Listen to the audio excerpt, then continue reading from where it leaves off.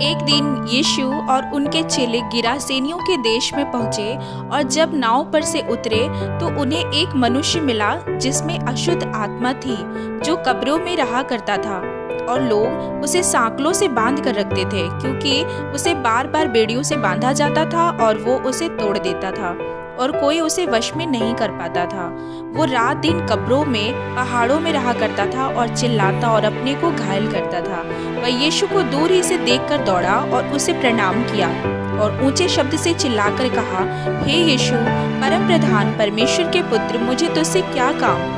मैं तुझे परमेश्वर की शपथ देता हूँ कि मुझे पीड़ा ना दे, क्योंकि उसने उससे कहा था, हे अशुद्ध आत्मा, इस मनुष्य में से निकल आ। फिर यीशु ने उससे पूछा, तेरा नाम क्या है? उसने कहा, सेना, क्योंकि हम बहुत हैं। और उसने यीशु से विनती की, हमें इस देश से बाहर ना भेज। वहाँ पहाड़ पर सूअरों का एक झुंड चर रहा है, हमें सूअरों में भेज दे कि हम उनके भीतर जाएं। अतः यीशु ने उन्हें आज्ञा दी और अशुद्ध आत्मा निकलकर सूअरों के भीतर बैठ गई और सूअरों का एक झुंड जो 2000 का था कड़ाहे पर से झपटकर झील में जा पड़ा और डूब मरा। तब चरवाहे वहां से भागे। जिसमें अशुद्ध आत्मा थी वो कपड़े पहने और सचेत अवस्था में यीशु के पास बैठे देखकर डर गए।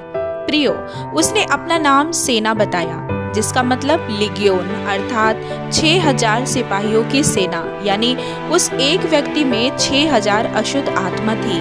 आप सोच भी नहीं सकते उसकी क्या हालत रही होगी। लेकिन यीशु के एक बार आज्ञा देने से ही वो 6000 सेना उसे छोड़ दी। प्रियो, यीशु नाम ही काफ़ी है हमारी सारी परेशानियों को ख़त्म करने के लिए।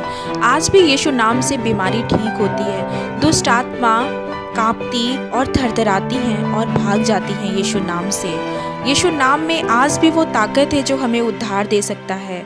यदि आप भी किसी परेशानियों से गुजर रहे हैं तो प्रार्थना करिए यीशु नाम से, क्योंकि यीशु नाम में वो ताकत है जो आपको शिफा दे सकता है। जय मसीह की। जय मसीह की दोस्तों।